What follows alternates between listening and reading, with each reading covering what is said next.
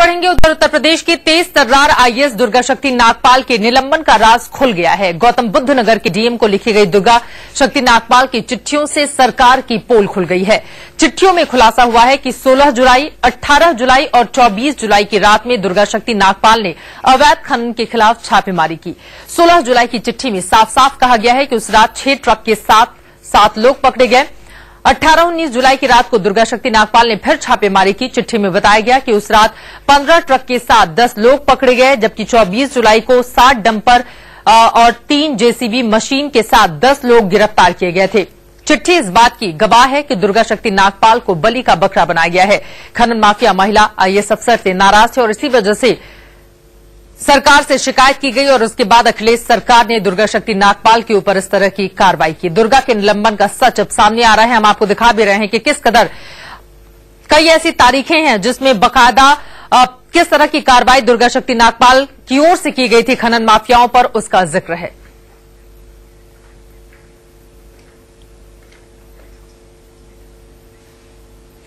तो सरकार की पोल लगातार खुलती हुई चली जा रही है। बावजूद इसके अखिलेश सरकार झुकने के लिए तैयार नहीं है, क्योंकि वो अपनी जिद पर अड़ी हुई है। सीधे रुख करेंगे लखनऊ का, जहां से खुर्रम निजामी हमारे संवाददाता इस वक्त हमारे साथ जुड़ चुके हैं। खुर्रम, बड़ा सवाल यही और पहले से इस बात का जिक्र भी किया जा रहा था कि दरअसल सिर्फ और सिर्फ बलि का बकरा बनाया गया है, क्योंकि खनन माफियाओं के खिलाफ दुर्गा शक्ति नागपाल ने कार्रवाई की और उसके बाद उन्हें सस्पेंड कर दिया गया। देखिए, बिल्कुल बात साफ होती है कि दुर्गा के मामले में जो सरकार ने वजह बताई थी कि वहां का माहौल खराब हो जाता था उनकी कार्रवाई की वजह से, उसके चलते उनको सस्पेंड कर दिया गया था, वो राज खुल चुका है, वो बात खुल चुकी है और एक बार फिर अखिलेश सरकार का झूठ पकड़ा गया है इस पूरे मामले में।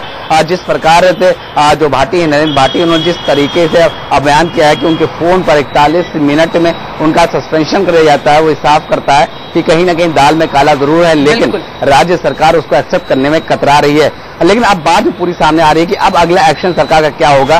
क्या उनको चार्जशीट दी जाएगी? चार्जशीट के बाद उनका जवाब आएगा दुर्गा शक्ति नागपाल का, वो कितना कन्विंस कर पाएगा राज्य सरकार को, क्योंकि उस पूरे जवाब पर डिपेंड होगा कि सरकार का अगला फैसला क्या होता है। लेकिन जो तेवर अभी साफ तौर पर दिख रहे हैं वो कम होते नहीं दिख रहे हैं, वो शक्ति जितनी दिख रही है वो कम होती नहीं दिख रही। तो बड़ा सवाल यह है कि आखिर दुर्गा शक्ति नागपाल जो एक नई आईएएस है, ट्रेनी आईएएस है, उनका भविष्य क्या होगा। सरकार, ये बात तो साबित हो गई है कि सरकार ने जिस तरीके से सस्पेंड किया वो गलत था, लेकिन जो उनका रुख है, रियल रुख है, वो ये भी साफ करता है कि वो उनको राहत देने के मूड में कतई नहीं। लेकिन अब देखना ये होगा कि जब उनका जवाब जाता है, क्योंकि जो खबर आ रही है वो ये है कि जो उनकी चार्जशीट पर काम शुरू हो चुका है, जो चार्जशीट का जो कंटेंट होगा उस पर काम शुरू होगा और बहुत जल्दी उनको चार्जशीट सर्व की जा सकती है। तो अब देखना ये होगा कि उनका जवाब क्या आता है अगर चार्जशीट सर्व हो जाती है। लेकिन साथ में ये भी है कि 45 दिन के अंदर, द डे ऑफ सस्पेंशन से 45 दिन के अंदर उनको चार्जशीट सर्व नहीं होती है तो वह खुद ब खुद रिइंस्टेट हो जाएंगी और उनका सस्पेंशन खुद ब खुद खत्म हो जाएगा। तो अब देखना ये है कि क्या होता है। और जो दूसरी खबर ये भी आ रही है कि उनको किस जगह पोस्ट किया जाए जिससे सरकार की इज्जत भी बची रहे और आईएएस शांत भी हो जाए, क्योंकि जिस तरीके से आईएएस एसोसिएशन ने इस मामले को उठाया है उससे इन पर्सन मुख्यमंत्री खुद भी खफा चल रहे हैं। उनका साफ तौर पर कहना है कि आखिर इसकी जरूरत ही क्या थी।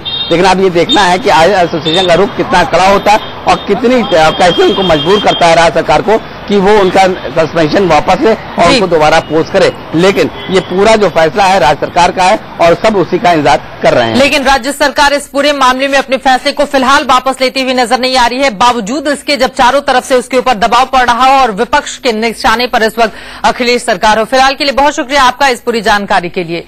उधर इससे पहले दुर्गा शक्ति नागपाल के निलंबन केस में इलाहाबाद हाईकोर्ट ने दखल से इनकार कर दिया, लेकिन कोर्ट ने राज्य और केंद्र सरकार से जवाब मांगा है। कोर्ट ने राज्य सरकार से नोटिस जारी करके पूछा है कि निलंबन से लेकर अब तक इलाके में जो अवैध खनन हो रहा है उसके खिलाफ क्या कार्रवाई की गई है। कोर्ट ने केंद्र सरकार से पूछा है कि आईएएस अफसर के निलंबन पर रुख क्या है। अपने निलंबन पर आईएएस अफसर दुर्गा शक्ति नागपाल चुप है। चुपचाप सरकार के फैसले पर हो रहे तमाशे को देख रही हैं। विपक्ष हंगामा मचा रहा है। सामाजिक कार्यकर्ता कोर्ट के दरवाजे खटखटा रहे हैं। समाज सेविका नूतन ठाकुर की पीआईएल पर इलाहाबाद हाईकोर्ट ने दखल देने से इनकार कर दिया। माननीय उच्च न्यायालय ने डॉक्टर नूतन ठाकुर द्वारा दाखिल की गई याचिका का संज्ञान लिया और गंभीर संज्ञान लिया। उन्होंने राज्य सरकार एवं केंद्र सरकार के लिए ये ओपन छोड़ दिया कि वे उसके सस्पेंशन को समाप्त करने पर विचार करें। स्वयं इसलिए सस्पेंशन में हस्तक्षेप नहीं किया क्योंकि दुर्गा शक्ति नागपाल ने स्वयं ये याचिका दाखिल नहीं किया था। इलाहाबाद हाईकोर्ट ने कहा यह मामला व्यक्ति विशेष का है, इसलिए इसमें PIL दाखिल नहीं हो सकता है। PIL दाखिल करने वाले ने केंद्र और राज्य सरकार को भी चिट्ठी लिखी है, इसलिए कोर्ट केंद्र और राज्य सरकार से जवाब चाहेगी।